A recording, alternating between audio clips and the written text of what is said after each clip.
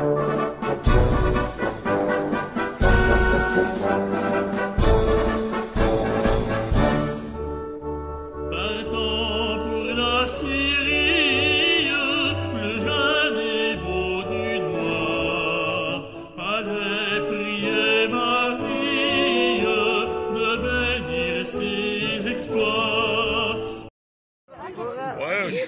bon, il avait été éduqué aussi pour faire de la résistance. Oh, j'ai trop peur. En fait, contre l'artillerie, c'était pas très... Et donc, le 15 août, d'ailleurs, la garde a bivouaqué. Ouais, moi j'ai eu le même bruit que toi. On est un peu trop graphique par rapport à ce que c'est un peu grand. Juste avant, ça y est. Là, là, c'est plutôt la taille. J'aime toujours être seul. Non, Camille. Aussi. Général Bazen. Attends, fais une sorte. Normalement, oui, parce qu'il n'y a pas de... Voilà. L'armée au papier, forcément, c'est...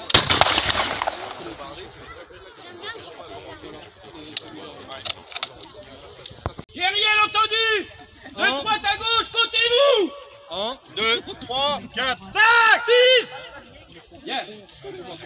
De 1 à 3. Un pas en avant. Marche. De 3 à 6. Par le flanc droit. À droite.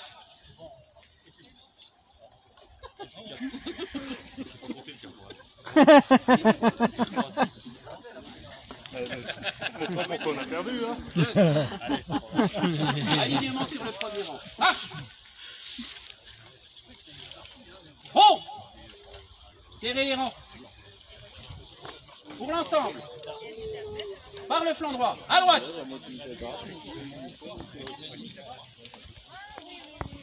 Alors, en avant. Marche. Contre-marche à gauche. Marche.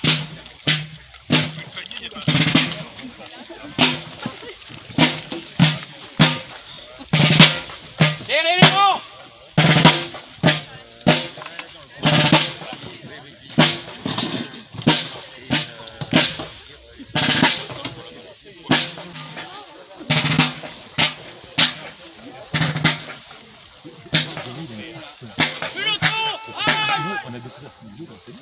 Baïonnette au canon. Ah oui, vraiment bien parce que moi j'ai connu l'ancien musée surtout. Ah oui, le musée là-bas, oui.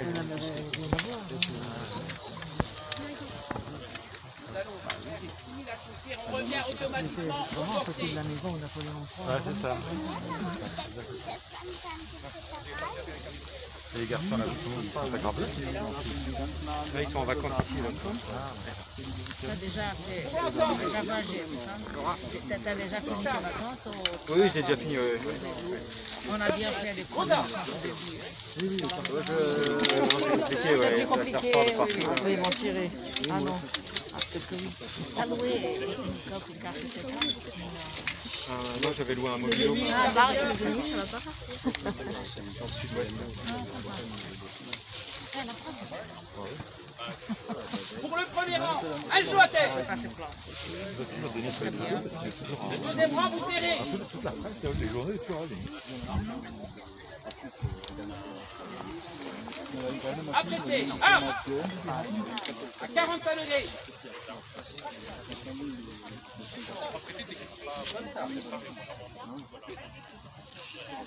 En joue.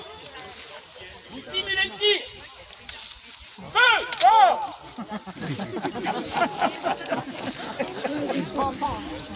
C'est pour ça qu'ils ont perdu la gueule. Est-ce qu'ils ont été efficaces, messieurs, dames? Oui, bien, c'était pour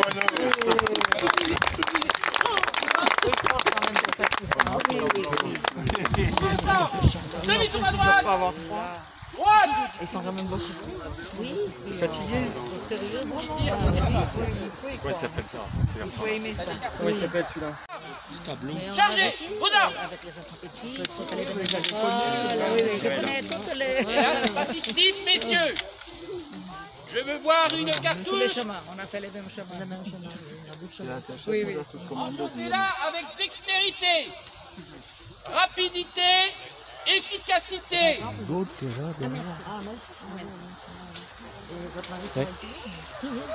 Voiture non. tonneau quand même. Pour le premier rang. Un genou à terre. Alignement, messieurs, alignement. Pour le deuxième rang, serrez les rangs. Alignement, premier rang. Ils vont tirer. Apprêtez. Ah. On joue. À 45 degrés. Videz les moyaux. Portez vos armes. Bravo. En avant. Marche. Troisième fois qu'il y en a.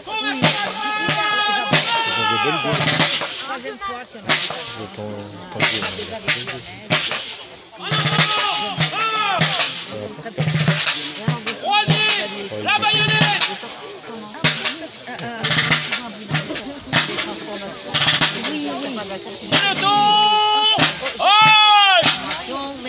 Serrez les rangs. Alignement. Il est prêt. Très bien. C'est sur la compte de buteur. J'ai pas vendu, j'ai donné. Ouais, je vais faire ma j'ai pris un deuxième livre. Ah oui. Et sur l'autre ville, c'est la même situation. J'ai pas vendu. Pour 1 à 3.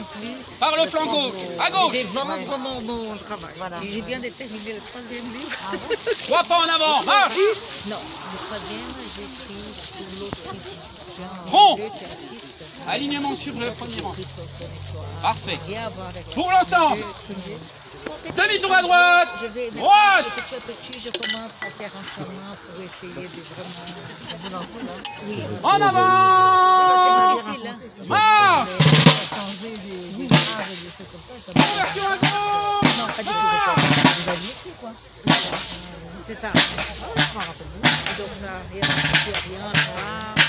C'était difficile. Ça me plaît. Non, c'est pas une carrière. Oui, voilà. Ça doit être la 7e. C'est une horloge.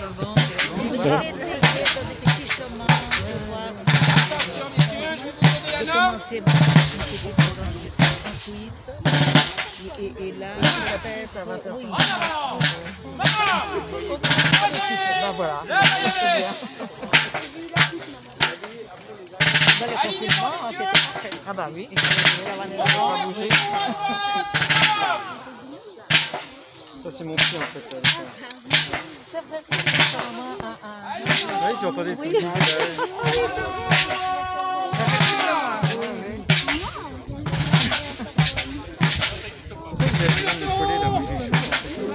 Conversion à droite. Au canon, hein. En avant. Marche. Faut reculer là. On va pas aller. Peloton. Halt. C'est parfait, messieurs. Bon, on va faire la Y a bataille rien à par le temps là, ça va aller. Alignement. Pour une charge. Chargez aux armes. Et vos filles sont... Il y en avait une qui était en Espagne à l'époque. Oui, celle qui était en Espagne, maintenant elle est mariée et elle habite à Sarrabourg, le lieu de travail là. Je ne sais même pas Si vous allez pouvoir y aller. elle est pour Noël. Un genou à terre. Heureusement, il y a le neige. Tout le monde. En fait, c'est quand même pas pareil. Garde au nord, son empereur, reste debout. Ça manque quand même. Les enfants, Vive l'empereur. Vive l'empereur. Nous passons au conseil de guerre, messieurs, pour la subordination. Pour l'ensemble, on joue. Apprêtez, armes. Alignement. Alignement. Il est trop haut, balance. On joue. Feu. Apporté pour l'année prochaine. Et j'avais pensé un week-end au Champagne, donc certainement.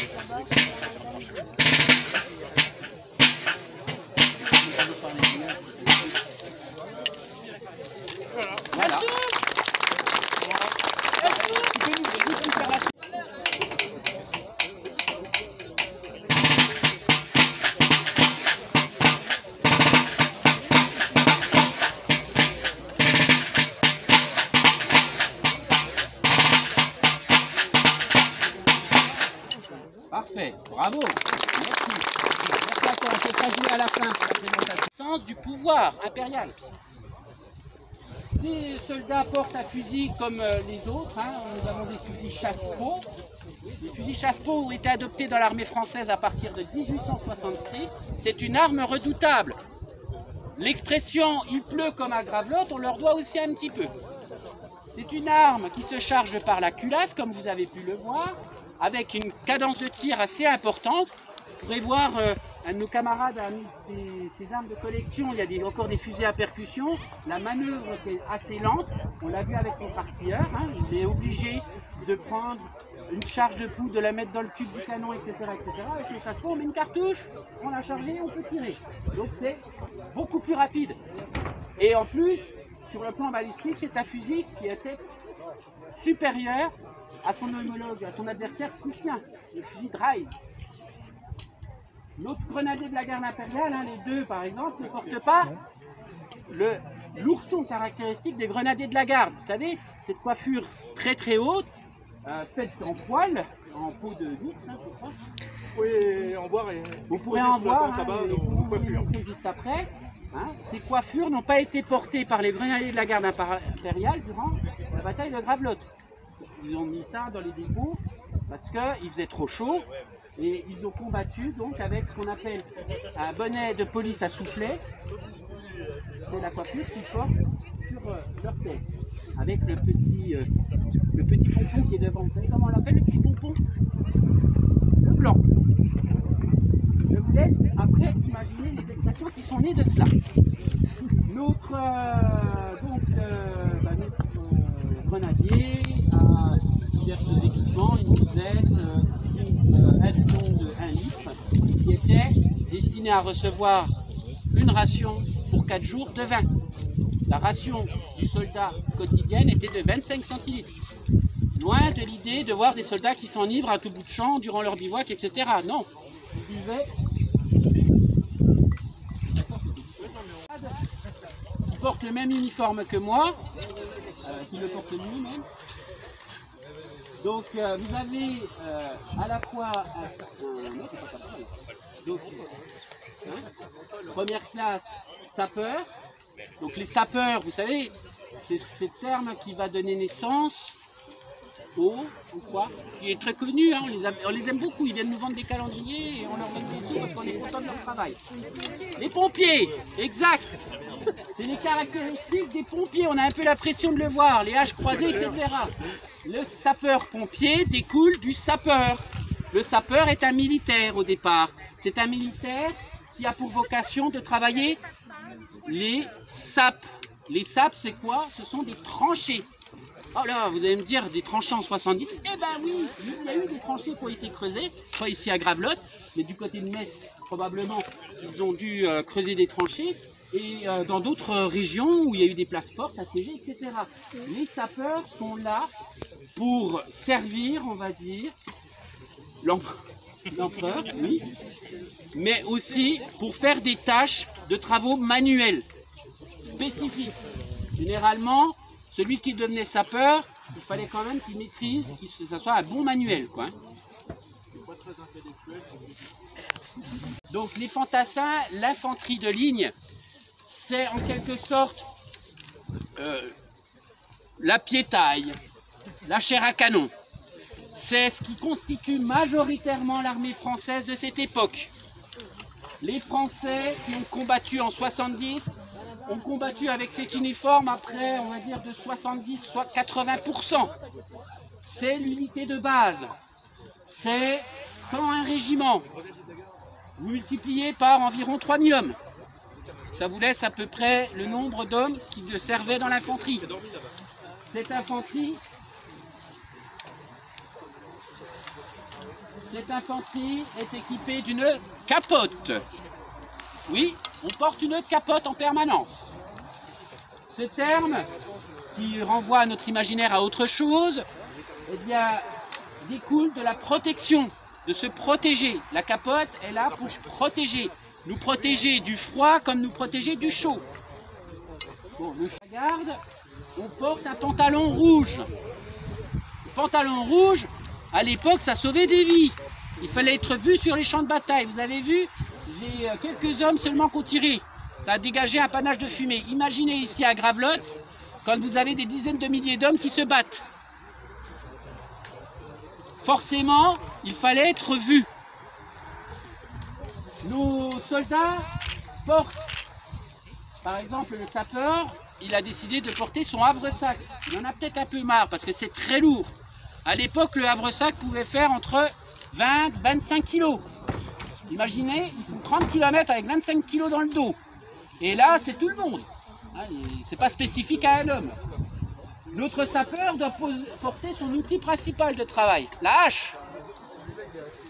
Et en plus, alors lui, il n'a pas de peau parce qu'en plus, il doit porter le plat à 4 pour son escouade. C'est-à-dire pour préparer la soupe. Il a sur son havresac une demi-couverture, une demi-tente. Il porte un piquet, 3 sardines, une gamelle individuelle pour son repas. En bas, au niveau des chaussures, vous avez ce qu'on appelle des guêtres. À côté de mes deux camarades, ah oui, dernier élément, la coiffure. La coiffure, il porte un bonnet de police à visière, plus communément appelé le képi. Ce képi, bien entendu, vous avez un numéro, ça les permet de distinguer les régiments. Pour terminer, je vais vous parler d'une troupe qui était considérée comme une troupe d'élite à l'époque. Il y avait... Oui. Canon dans 5 minutes. Viens mon lieutenant. On va aller voir un coup.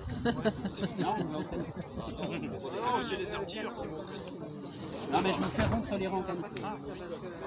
Donc les zouaves. Voilà. Donc les troupes que vous pouvez voir, ce sont les zouaves. Vous connaissez peut-être l'expression faire le zouave. Ce sont des troupes qui servent principalement en Algérie. Il y a 3 régiments de zouaves sous le Second Empire. Ce sont des métropolitains, c'est-à-dire des Français qui vont faire leur service militaire chez les zouaves, en Algérie. Ils ont une tenue dite à l'orientale, héritée, entre guillemets, de la tribu des Zouaras. C'est ce qui leur a donné leur nom. Les Zouaras sont des Algériens qui ont pris fait et cause pour l'armée française lors de la conquête de l'Algérie en 1830. Et les Français décident de créer le premier régiment de zouaves. Sous le Second Empire, on arrivera à 3 régiments. La distinctive pour savoir quels sont les régiments se trouve dans le tombeau, c'est-à-dire là vous avez un nœud, le tombeau, pardon, le tombeau, et donc le tombeau est couleur jonquille, c'est-à-dire du 3e régiment de zouaves. La tenue dite à l'orientale qui permet de voir qu'il porte sur la tête une coiffure qui n'est pas un képi, mais qui est une chia. Vous avez ensuite le zouave qui porte ici un petit boléro et une cédria en dessous, une espèce de gilet. Il n'a pas de chemise en dessous. En Algérie, il n'en a pas trop besoin.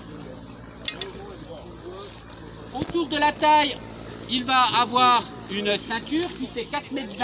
C'est pour ça que vous les voyez, entre guillemets, s'entortiller autour lorsqu'ils doivent mettre cette ceinture qui a pour vocation de protéger un peu le ventre.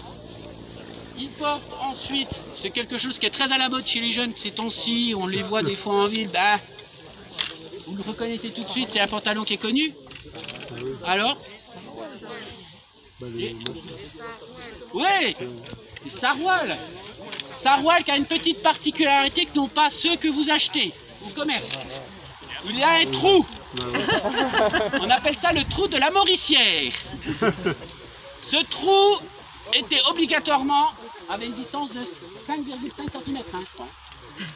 8 ou 8.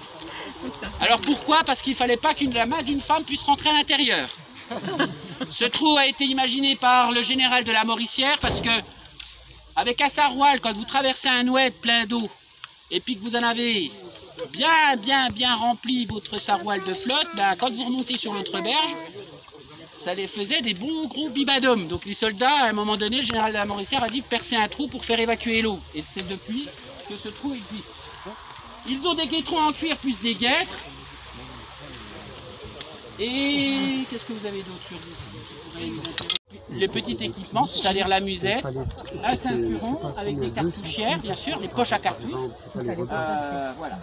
Je terminerai et après ça va être le tir de canon par, je crois, l'élément féminin, et c'est ce qui est parmi les plus importants de l'armée du Second Empire. Sous le Second Empire, des femmes étaient considérées comme militaires.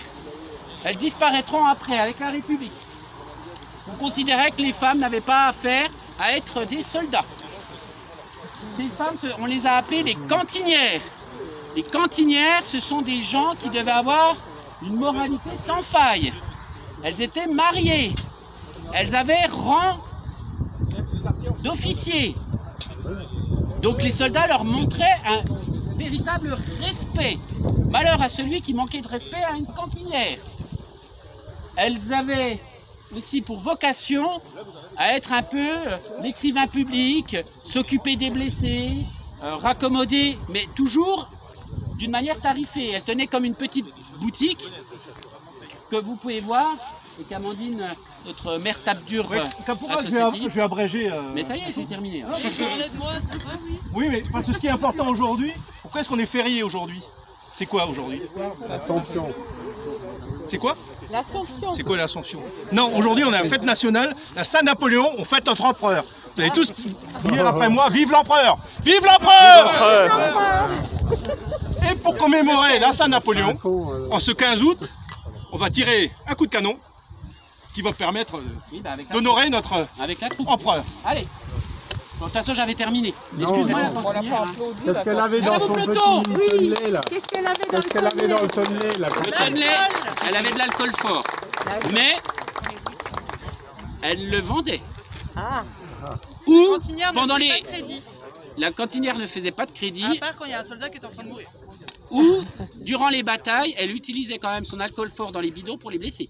Ah oui. Ah oui, mais là, elle ne le revendait pas aux blessés. Elle était quand même humaine, hein. Peut-être pas la nôtre. Elle les achèterait, je crois, les blessés. Garde à vous, peloton. Portez vos armes. Alors, cantinière, par contre, tu te mettras sur le côté. Par le flanc gauche, à gauche. Marche. Bravo.